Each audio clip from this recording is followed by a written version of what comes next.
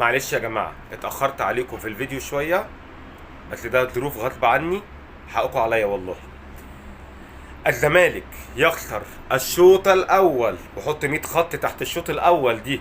الشوط الأول في الجزائر من اتحاد العاصمة الجزائري 1-0، في سيناريو ولا أسوأ ولا أوحش منه.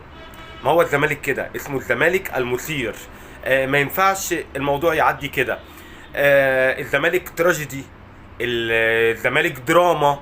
اللقطة يعني تحزن، وتحزن اي حد على فكرة، مش تحزن الزملكاوية بس. دي حزنت ناس كتير، لان تبقى في بقك وتقسم لغيرك في ثانية، وهي دي الكورة. ومن جون ليك لجون عليك، وهو ده الفار. الناس بتقول ان هو بيجيب الحق.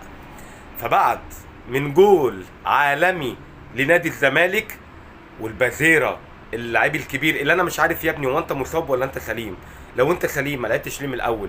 ولكن هو لما نزل عمل قلق قد كده، بس جبار، لعيب كبير. من جول عالمي ومن تحت رجل المدافع، كوبري وجول في البعيدة وبالعقل والرساوة، ولاعيب كبير.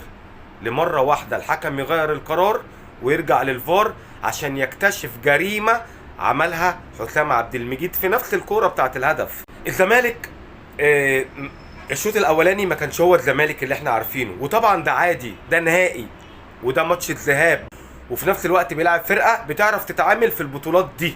لكن الشوط الثاني الزمالك عمل ملحمة وشوط كبير، والزمالك قدر يضغط من فوق ويبين ان هو فريق قوي وبيهاجم. الشوط الثاني غير الشوط الاولاني عند الزمالك خالص. الزمالك خسر شوط واحد بس، ولسه الشوط الثاني في القاهرة وعلى استاد القاهرة ووسط جماهير النادي الزمالك اللي بتتمنى انه يفوز بالكونفدرالية. وان شاء الله لعيبة الزمالك كلها بجمهورهم اللي في ظهرهم هيعوضوا ماتش العودة، وهيقدروا يجيبوا البطولة الكونفدرالية من مصر من هنا. الزمالك يكسب، يقدر يكسب. اتحاد العاصمة مش الفريق القوي، والله اتحاد العاصمة الجزائري ما كان يستاهل ولا يستحق انه يكسب الماتش ده، لان الزمالك كان احسن. كل قلوبنا وتمنياتنا لنادي الزمالك المصري، وتحت المصري 100 خط. ان شاء الله الكونفدرالية زملكاوية باذن الله.